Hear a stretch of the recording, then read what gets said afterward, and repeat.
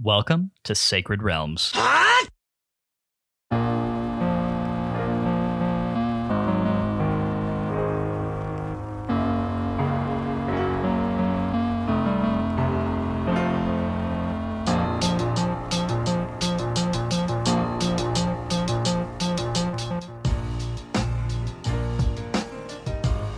It's a great day in Hyrule, y'all. Welcome to Sacred Realms, a Zelda Retrospective Podcast.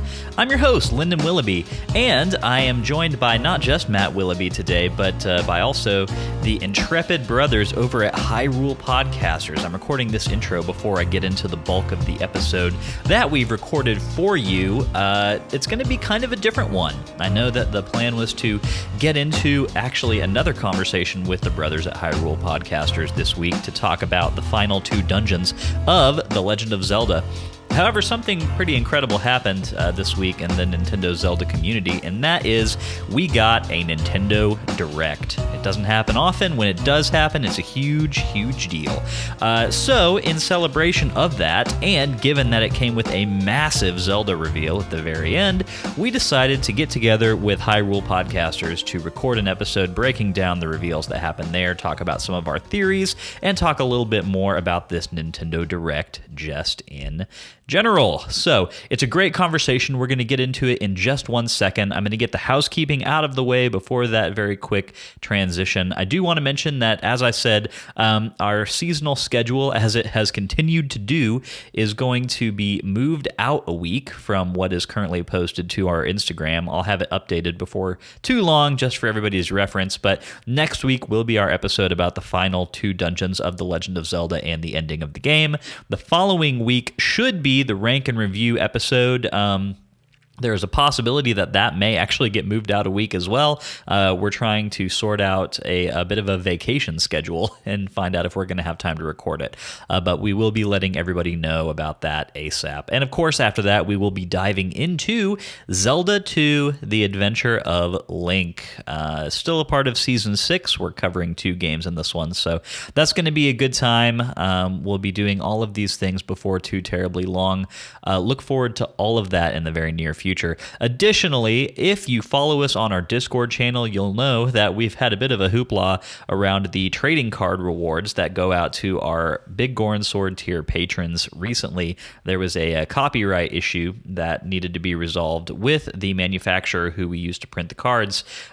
This was all taken care of. There are no more issues. They are finally moving forward. Y'all have been incredibly patient. All those wonderful Breath of the Wild cards are coming your way super soon.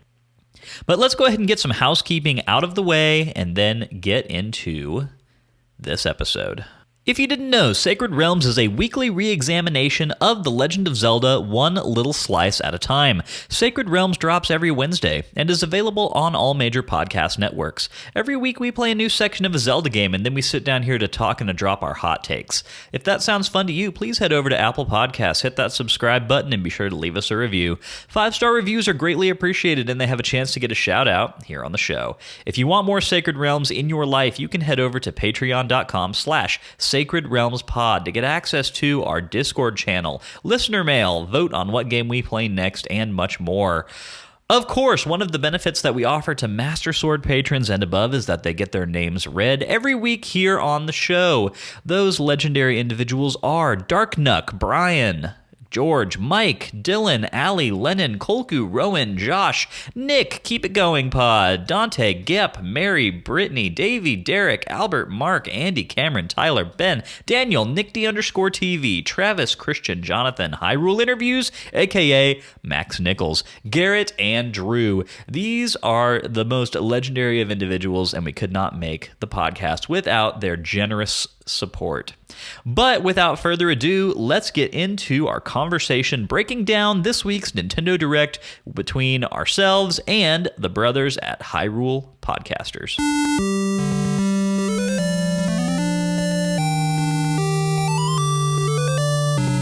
Wow. What a Nintendo Direct, especially those last 3 minutes. Lyndon, how you feeling about all that? You know, it's so tough because when we go into a Nintendo Direct, my hype is very often at just an incredible level. And very often I'm disappointed, right? I mean, being excited for a Nintendo Direct can often be a fool's game, and the fool's game. Exactly. I'm very happy to say that this one at least gave us something this incredible to end with. And it's so tough because I think the common wisdom was that we were going to see something from the Breath of the Wild sequel at this Direct. But like, right. you still just can only assign so much faith in common wisdom when we're talking about these things. But it was here. Yeah. It was amazing. I was very excited by it. I think that if I was going to be critical, then I would just say that I wish we would have seen just a little bit more new footage. But, in a world where we did get a title and a firm release date, how much is there really to complain about? And Matt, just in case somebody decided to listen to this podcast episode without having any context about what we're talking about, what happened today? So we had a crazy Nintendo Direct, 45-ish, 50-ish minutes this morning around 7 a.m. Pacific time, and talked about a little bit about Zelda at the very end there. But most of it was other non-Zelda related things. So we finally got some good discussion, some good Easter eggs, some good hints at what we're looking for, and a title drop on Breath of the Wild 2, Tears of the Kingdom. So definitely, I know that we're all going to spend the next, call it 8 months, I think, between now and the release date, absolutely dissecting every square centimeter of that trailer, trying to get as much into the mind of the developers and as we possibly can. Well, and I think that kind of tees up the first thing to kind of wonder about. And Patrick, when you saw the title TEARS, how did you pronounce that the first time around? Well, as a wordsmith, I went both ways. I understand that most people are going to say that Tears of the Kingdom, especially with the symbols that they showed, but the kingdom is clearly torn apart. Right. And it could very easily be a play on tearing, right? Tears of the kingdom. Which, might be a stretch, but I can't help but see like all angles. They're written the exact same way, but are very, very different words. And I'd be surprised if that wasn't slightly intentional. I'm kind of wondering, too, because we do have, obviously this was all shown in Japan as well, and we have official logos for the game released. We've got key art, we've got box art, we've got everything in both English and Japanese. I would be willing to say that this conversation is going to be put to bed just as soon as somebody who knows, who is fluent in Japanese goes and reads that logo and is like, guys, it's tears, not tears or whatever. Sure. I think regardless, though, the ambiguity there exists even if the Japanese doesn't have the same wordplay in the title, because why not? Why not have some fun with whatever language you're presenting the title in? And generally, they're not, like you said, right? It was is an active decision what to name the game, and so thinking that they could have chosen, there could have been other things to choose because it's not a direct translation from Japanese, character by character, right? It's trying to convey the idea. So yeah, it'll be interesting to see. I think most people agree that it is tears from what I've seen looking around on the internet, but definitely some tearing going on. And so I do like that it invokes that. So I think it's so funny. If I could just say real quick, like while we're talking about the name, because one of the big pieces of drama leading up to this whole Direct was the speculation that the death of the Queen would delay the Direct itself, right? Mm-hmm. And then that was kind of borne out yesterday after the Direct was announced, when Nintendo UK said that they would not be live streaming it, but that it would be available to watch on demand afterward. And so I think it's so much easier to figure out why that all happened now, right? Because this name, Tears of the Kingdom, is like, oh, dang, I guess that actually is kind of uncomfortably like... I didn't even consider that. Yeah. But you're right. Sure. Yeah, the kingdom, like the kingdom, is in mourning right now. And that might have been the reason that they kind of pushed it back just to, be a little sensitive to that. Sure. Yeah. I just think it's something funny to try and pick apart and analyze. It'll never be confirmed one way or the other, but... Sure. Well, it's just like at their last Direct, they decided not to release Advanced Wars, because Russia had just invaded Ukraine, right? I mean, when you're a global company, these are actual thoughts that you have to have as you release things. So Right, exactly. So I thought we could go around the horn here and just grab something from the trailer that really resonated with you.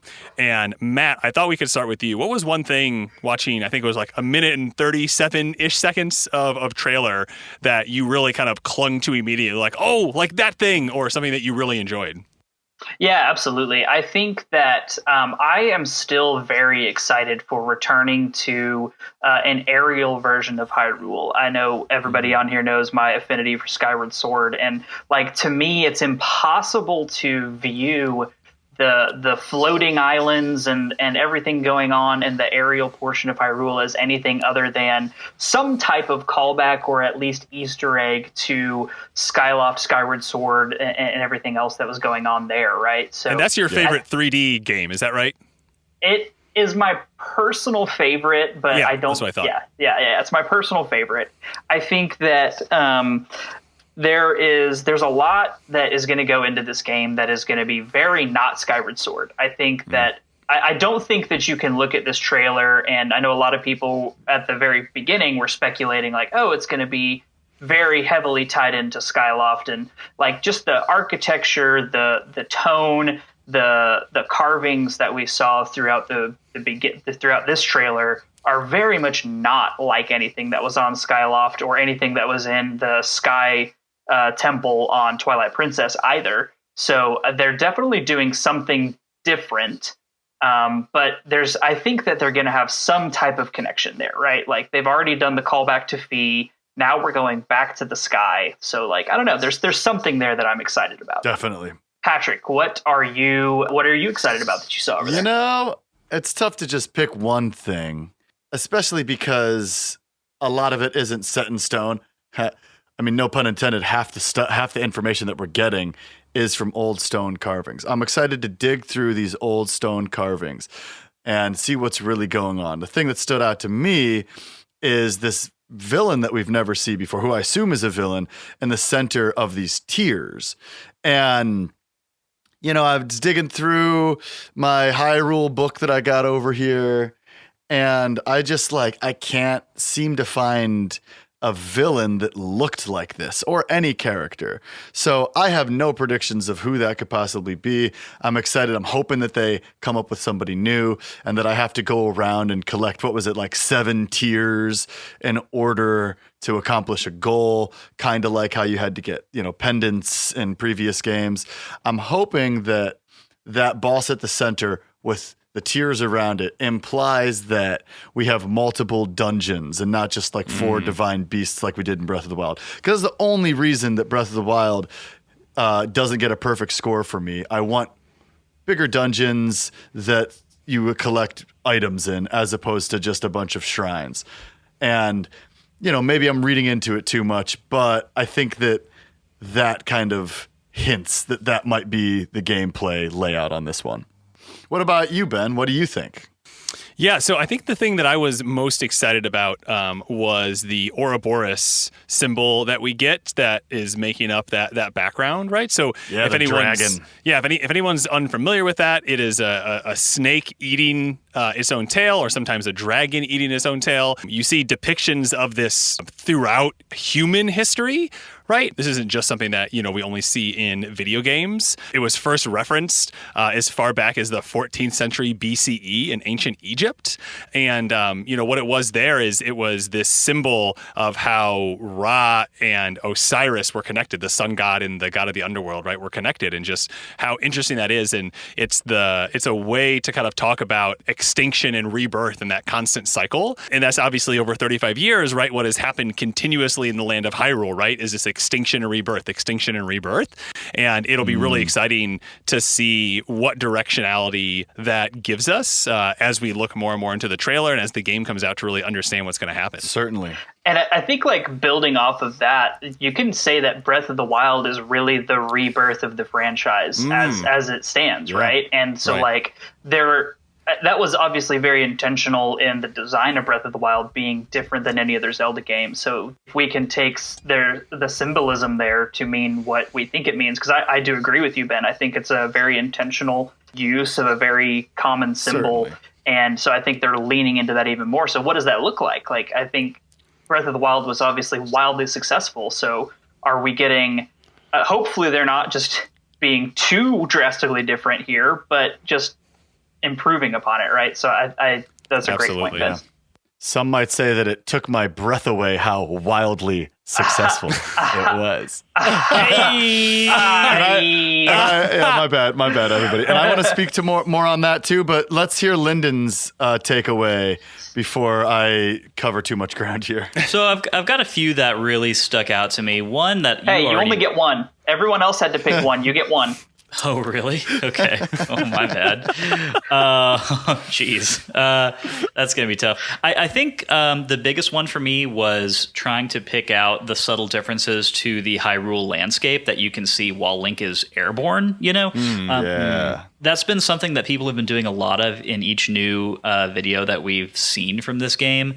And you can actually, if you kind of freeze frame and slow down and everything, you can pick out a little bit more here than you have previously been able to. It's definitely the map, the overworld map from Breath of the Wild, at least in its base form. But there are some very interesting differences. In the first trailer, we saw Hyrule Castle kind of like raising out of the ground, like it was kind of on a floating island or whatever. And while like it was tearing away from the landscape. one might did say, you recently have a child or something? Because you're on fire with the dad jokes today. All the world. I'm not even going to say anything weird there. Keep it going, Lyndon. I appreciate your restraint. So you can see while Link is falling in this trailer, you can see Hyrule Castle. It is definitely floating visibly, and there's also some crazy pink malice like flame coming out from beneath of it, which is interesting. That calamity color. Yes, and that was something that I don't think is too surprising given what we've seen in trailers before. The one I did think is surprising is that same malice flame pink calamity color is coming out of the caldera of Death Mountain as well.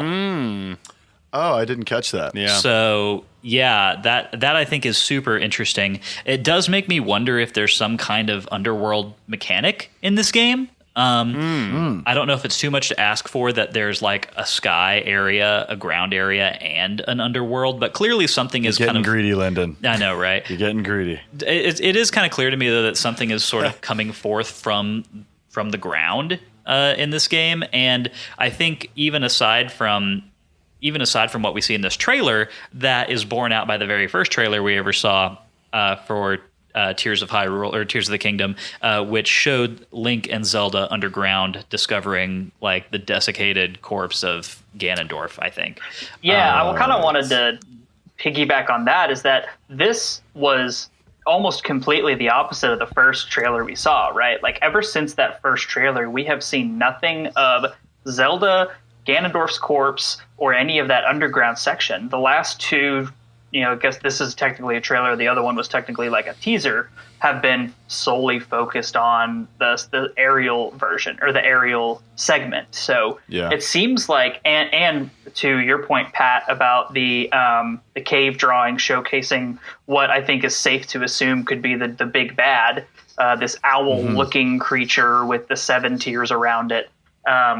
Or 7, they look like Kokiri emeralds to me also. Yeah, like it's like whatever that is, that's obviously not Ganondorf. So like, are we pivoting away from Ganondorf, or like, I don't know. It seems like they're kind of giving us a head fake here and keeping us guessing on what the plot might be, or even who the big bad is. Like, we don't know. Which would be really fun. And, yeah, that'd be fun if they strayed from Ganon a bit. I forgot if it was Ben or Pat in their observations, but I think that number of artifacts that you see above that creature in the carvings is significant.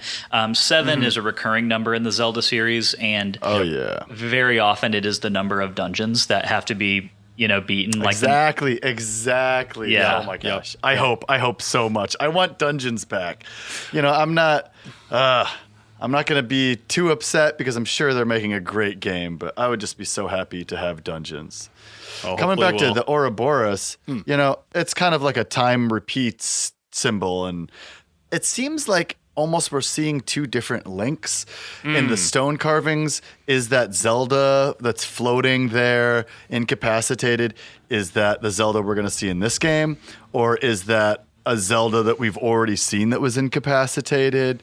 You know, like the time shifts here. I'm just not certain of which timeline I'm watching at any given moment. At the very end, when Link lands on that really cool looking stone Sheikah-esque bird, right? Yeah, the glider looking thing. Yeah, that looks like the Link from Breath of the Wild. You know, as does the one at the beginning of the trailer who's running towards the archway in the sky. And that version of Link as well, I have that frame paused right now, and there's a few things that I want to note about Link in this trailer. Because one thing we don't see in this trailer is, I guess, what people were referring to as the other Link that we've seen in other trailers. We don't know if it actually is another Link or not. But in past trailers, we saw a character falling through the sky who was wearing very different garb from Breath of the Wild Champion's tunic, right? So this Link in this trailer, if they are different people, he is wearing our traditional Breath of the Wild getup with a few alterations. He's got a different shield. He's got a weird looking the thing you collected the Tears of Twilight in Twilight Princess on his belt, but. Even more so than that, that's crazy. Yeah, I didn't notice that. Even more so than that, this Link has got the corrupted arm that we see in the first trailer. So, definitely some kind of shenanigans of some kind, I think, happening. If not in terms of timeline, then in terms of like characters and like which ones we've been following throughout the trailers and that whole thing. Yeah.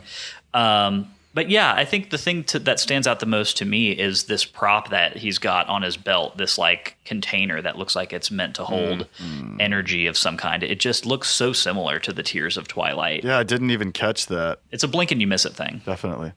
Just kind of thinking more on these kind of, details and zooming in, I'd really love to pitch it over to both Lyndon and Matt for a little bit of a lore, too long, didn't read. What are you excited about in terms of some of the lore implications that came out as a part of this trailer? So one of the big ones for me is that, really for the longest time, people have been speculating that the Zonai would be a big part of this game. And if you were unfamiliar with who or what the Zonai are, then you could definitely be forgiven because you kind of have to have gone out of your way in Breath of the Wild to have discovered any of it. There are ruins scattered throughout the overworld of Breath of the Wild that have a noticeably different like artistic motif to them. They are not ruins of like the ancient kingdom of Hyrule. They are carved in the shapes of dragons and snakes. They have a lot of like triangle language, repeating triangle motifs throughout them. They're very tribal looking. And there's an NPC in Breath of the Wild who identifies those as Zonai ruins, as ruins belonging to the Zonai civilization, whatever that is. It's never expounded upon. And I know that ever since the very first trailer that dropped for this game like 3 years ago, people were kind of speculating that maybe that culture would have something to do with what's happening in this game. And I personally always felt like that was grasping at straws a little bit. That seemed like a bit of a granular thing for Nintendo to kind of focus in on. And I don't know, it just... I didn't think that there was much to it. I am completely changing my tune on that now that so now that we've seen the flip-flopping. Yeah, I know, right? I just can't make up my mind over here. Now that we have seen the official logo for this game, it's what'd you call it, the Ouroboros? Yep. Cool. Yeah, that is like just a straight up Zonai carving. Like it's taken directly from many of the pillars that you see in Breath of the Wild, and they created like a logo out of it. So sick. At this point, it's just far too intentional for me to say that there's nothing there. And it's also difficult because for a long time, people were speculating that maybe the people of Twilight were involved in this game somehow. Yeah. And it's confusing, and I understand why, because the Twilight Realm had a very like... it had sort of a similar aesthetic to a lot of the shapework that you see in the Zonai ruins. And I still think that may be just a coincidence. I think that would be such a weird specific call out to a past game in the way that Nintendo just hardly ever does with these. Yeah. I'm not saying it's impossible, but I definitely think that the Zonai are involved in some, like the ancient civilization of the Zonai is involved in some way. So I think that was one of my big lore takeaways. Past that, it's really tough to nail down anything too specific. What did you think, Matt? Yeah, I think I'm going to just agree with everything you said, except for one point where I think you said that you don't know that there's going to be a direct connection to the people in the Twilight Princess realm. I don't necessarily agree with that. I think that there is some real strong cases that can be made, much like the fused shadow helmet had the exact same motif as Majora's Mask. I think being an inference, if not an outright call out to connection to Twilight Princess and Majora's Mask specifically, but also just the description of the Zonai as they are in Breath of the Wild, or as they are attributed to be in Breath of the Wild, is pretty significant in its similarity to what the ancient people in the Twilight realm were supposed to be. They were a savage, warlike tribe that were strong in magic wielding and worshipped a water dragon. So, like, I think that there is some, and their motifs and the way that they construct things, even the color scheme of things that are attributed to the Zonai, that very fluorescent, almost neon green, is similar in hue to the color of the Twilight people when they're not infected by the fused shadow, right? So like when they're good Twilight people or whatever, it's a similar hue of green. I don't know that they will specifically say that the Zonai are the Twilight realm people. I don't know that the Twily, excuse me. Wow. I don't know that they will go that far. You're definitely getting Twily vibes. Yeah, I think that it's going to be, at the very least, a very strong inference that could be considered more than headcanon. And I have one last thing that I want to bring up that maybe kind of supports that, which there was something that was very familiar to Twilight Princess about all of these trailers that I hadn't been able to put my finger on until just now. But what it is the color balance of things. In the game Twilight Princess, anytime you encounter Twilight architecture or like the portals in the sky or whatever, they are typically black and magenta. And then once they have been like freed and they're no longer under an evil influence, they become like green. I'm thinking about it now, and like the red magenta flames that consume Link's arm and corrupt it, and then his arm becomes like that bright green and has that Zonai looking pattern on it. That color balance is very, like, they're the exact same colors. I'm looking at side-by-side screenshots of them right now. And so, again, that may be a completely wild coincidence. Or it may, it's not unlike Nintendo and the Zelda development team to kind of revisit old, motifs and aesthetics, So it could just be that this is a very handy, like, red is evil and this green is, kind of like blue was something you've discovered and orange was something you have yet to discover in Breath of the Wild. This could just be a new version of that. And it, again, it could have nothing to do with the Twilight. I personally think that it probably doesn't, but I think is too intentional to have not been at least inspired by that color balance of like good thing versus bad thing in Twilight Princess. Whew, nice. Wow. All right, everyone. So that's our takedown of the Zelda trailer. There's obviously going to be a ton coming out over the next few months as people freeze frame and dive right in. I can tell you right now, our friends over at Zelda Universe already have 5 articles up just today taking a look at the Nintendo Direct and at what's going on in all of this. So keep your eyes peeled.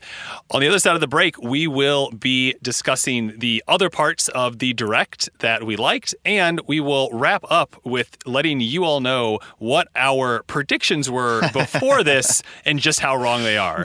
So how very wrong they were. I am super hyped about the new Nintendo 64 games that are coming out, and not just not just GoldenEye, but like I love GoldenEye. Obviously, GoldenEye is the one I'm most hyped for. But exactly when they were like, and one more thing, Linda and I were like, well, what could it be if they're doing it? And then boom, GoldenEye. We were just like, whoa! I'm pretty sure Lyndon's wife like rolled her eyes so audibly that I could hear it from the other room. But no, it was polygon misogynist gunplay, nothing like it. No, I'm so excited for that. But like even games, the snowboarding game, 1080. Yeah, I remember playing. Fantastic game. Yeah, I remember playing that as like a 7-year-old, and it's like I don't know why I remember, but even the musical cue that they played in there, I was like, oh man, that brings back that hits a nostalgia nodule at the very back of my brain. And I'll hop in because GoldenEye is a game that I picked up on the 64 during quarantine. The place I was staying had a 64 in the attic. I pulled it down. I beat Mario 64, and then I started playing GoldenEye. That game is so hard. And I wasn't even playing on 007. I was playing on, I forget what the middle, Secret Agent. I was playing on the middle tier. And I got about like 2/3 of the way through the game and had to put it down because it's so difficult. So if y'all out there have not played GoldenEye yet, just start on the easiest setting because you're going to get frustrated. It is a hard game. It's a tough game. Don't be afraid to use a guide because you can get lost out there in the snow. One thing that I think... Also, the cheat codes are great. Double Moonrakers or double Golden Guns. Very good. No kidding. One thing that I thought was interesting about the GoldenEye reveal is that it is coming with online multiplayer. I know. I know. So I'm going to be strafing all over you guys. Watch out. I'm coming around the corner. Facing forward. That sounds like the kind of thing that I'll be excited to try, and then I'll get in and do it. And the Switch's online infrastructure is going to be so terrible that I'm like, I can't do this. Maybe they'll improve it a little. Maybe they'll give us a little improvement, you know? All right. Sure. Why not? All right, Patrick, what about you? What was one thing that you were really excited to pull out of here? So beyond the N64 games that I'm also super excited about, I think that this game, It Takes Two, looks pretty fun. It's very fun. You know, my partner isn't a great gamer, but she really enjoys playing games with me. We've played Unraveled 2. We play some Mario Party together. And beyond that, you know, a couple things here and there. But I think that's genuinely the game. My almost wife and I, soon to be wife, that's a better way to put it. We played It Takes Two, and it was great. Oh yeah, and you know she's not much of a gamer. You know, a little Mario Party here and there, but yeah, really liked it. Really had fun. Good. Okay, then I'm psyched on it. I'll look forward to it. All right. What about you, Lyndon? Yeah, so the N64 games were definitely a big part of it. Matt and I are old school Mario Party 2 fans. Yeah. Mm-hmm. I love Mario Party Superstars because it's a really great modernization. But I mean, you know, assuming that I can actually get a hold of N64 controllers to play this with, then I think Mario Party 2 is still the best Mario Party that's ever been made. And so it coming to the Switch and, you know, you being able to dock the Switch to your modern TV and not have any of like the muddy, like fuzzy lines that come when you try to do like an HDMI, you know, like some unholy HDMI to N64 adapter, right? Like that never looks good. So I'm glad that we finally are going to have a really great way to just play Mario Party 2 in its totality on the Switch.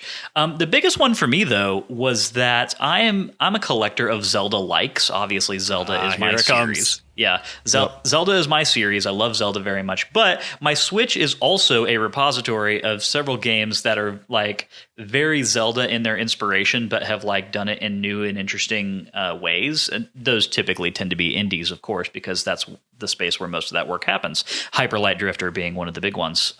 But one of those games that I've really, really wanted to play for a long time and have not yet had time to do, mostly because it's not on Switch and I can't play it in bed, is Tunic. Yep. Very excited. I am so excited for Tunic to come to the Switch. Ever since I saw that game, like it was one of those where you see the trailer and my first thought was, this looks like a Switch game to me. Like this is a game I feel like I would like playing on my Switch. And now I will be able to. And the best part is I'm not even going to have to wait that long because it's dropping on September 27th. So I know, amazing. Yeah, like it's coming out super, super soon. That game got really excellent reviews. And actually, weirdly, I've been wanting to talk about this game a little bit in our current season of Sacred Realms because it's been sort of applicable to one of the recurring topics that has come up in regards to the original Legend of Zelda, which is the necessity of referring to a pack-in manual, right? Yes. Yeah. Tunic is one of the things that they did with that game is made a lot of it very kind of difficult to decipher. There's not a whole lot of in-game hints. There's not a whole lot of in-game signposting towards things, but there is a manual that you can download and reference that is provided by the makers of the game. And I think their experience is intentionally supposed to mirror how you would use a manual with a game like The Legend of Zelda back in the day. That's really cool. That's really cool. I like that a lot. Yeah, absolutely. Great. I'm going to sneak in that I'm also excited about the SpongeBob game. I think that looks like a dope platformer. I'm definitely going to play that. Interesting. So I think Ben's gonna skate right past that one. Let's have it. Yeah, I'm just letting it go. All right, I think the thing that I'm most excited for that we haven't already talked about would be Fire Emblem. So I bought and played through Fire Emblem Three Houses. I think that was a COVID buy and play, and I hadn't ever played one of those games. I was actually a really big real-time strategy fan from back in the day with like Warcraft and StarCraft and things like that, but had never played one like this. And if you're not familiar with Fire Emblem, it's you're moving people around a board, and then they engage in kind of standard RPG battles. And I really loved it. Like, I probably put 50 or 60 hours into Three Houses. Wow. And I'm really excited to kind of see what this new version of Fire Emblem might give us. Sick. All right, so everyone needs to pull out your predictions. We all shared these with each other beforehand, so we're keeping each other honest. I went so far as to put all mine and Patrick's up on Twitter, so that way everybody knew what we were saying. Oh, yeah? And nice. So we're just going to kind of go around the horn, go through your 5 predictions, and let's see how you did. So I can start here. So my first one was that Breath of the Wild 2 is named and has the word ruin in it. So I get a half point. The easy point for that it was named, it obviously did not have the word ruin in it. My second one was that the last tease of the Direct is a camera wraparound of Samus Aran in Prime 4. We obviously got no news about Prime 4. Oh, sad. Number 3 was only Wind Waker comes to Switch this holiday season. We obviously got no new releases of remakes. Number 4 was the Game Boy emulator launches later today. They've been doing a lot of later todays. I thought maybe it was going to be the Game Boy emulator since we already know about it.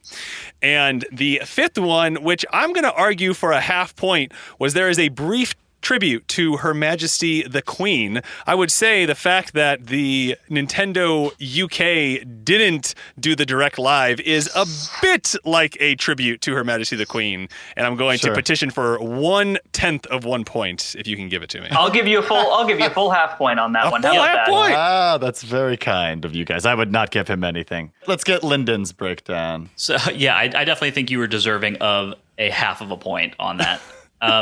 So, okay, here's what I had. Breath of the Wild sequel title, trailer, and full release date announced, but the release date is May or later. I got full points on this. Wow. Look at you go. Yep. Wow. And I think to me, like I said, I think common wisdom was that we would get most of this in here, and so I was trying to make this one. Thank you. Benjamin. I'll be here all week.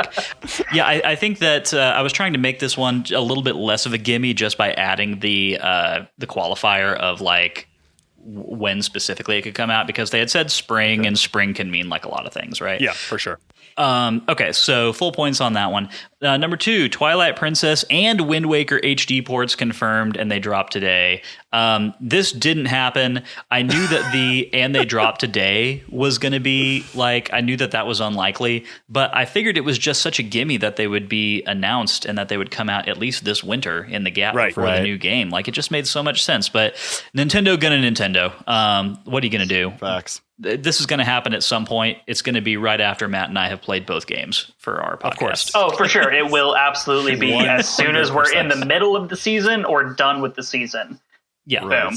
Absolutely insane. Number 3, Game Boy and Game Boy Color games come to Switch Online, but no mention of the Game Boy Advance. All of these things, all of these things this didn't happen. All of these things were leaked. Like, we know that this is something that's going to come whenever Nintendo feels like pushing the button on it. So, I mean, yeah, again, felt like a gimme to me, but nope, was not to happen. Number 4, Batman Arkham Trilogy comes to Switch. I still think that this will happen one day. I saw a lot of people kind of thinking this. So yeah, because it just makes so much sense. I mean, games of a particular era that are getting like that are due for release on Switch have been kind of filtering out. Like Portal was the last one. I keep predicting it until it does. One day I'll be right.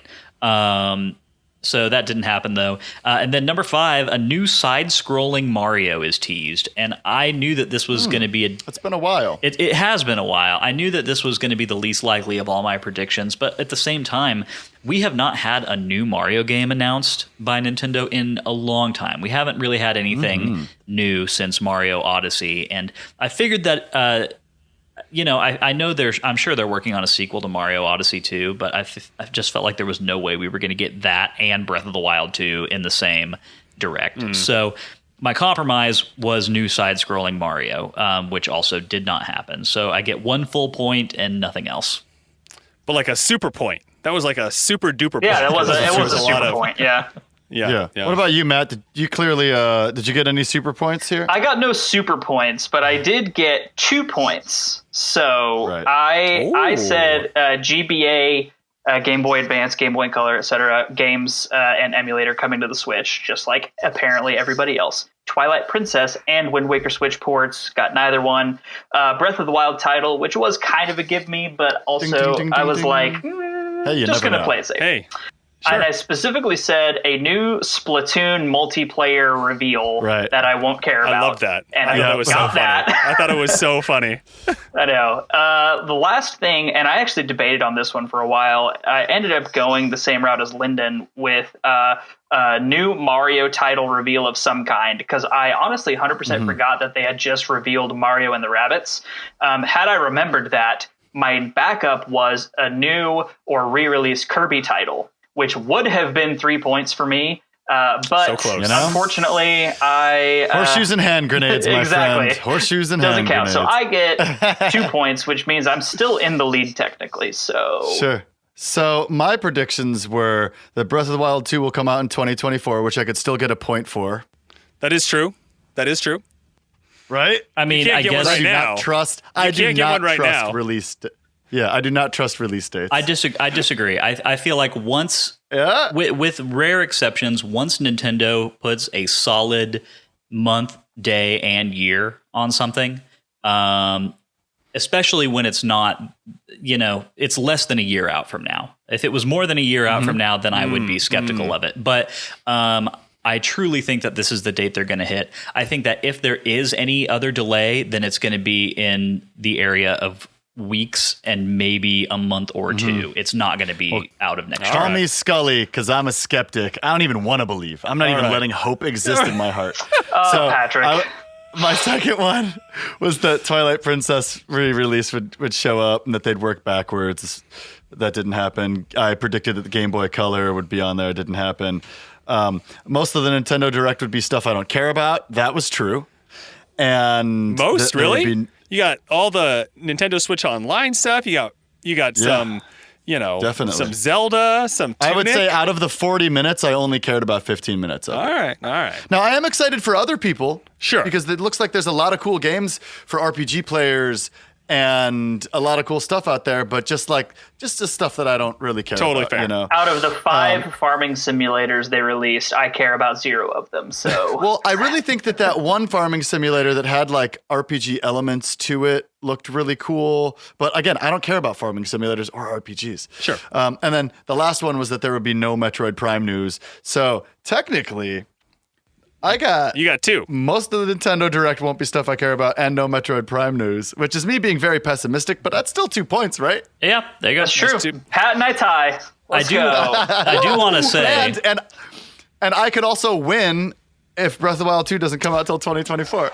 We'll come back to it if you do. We'll come back to it. How about that? I do want to say that I would be tied with y'all. I changed my predictions at the last moment.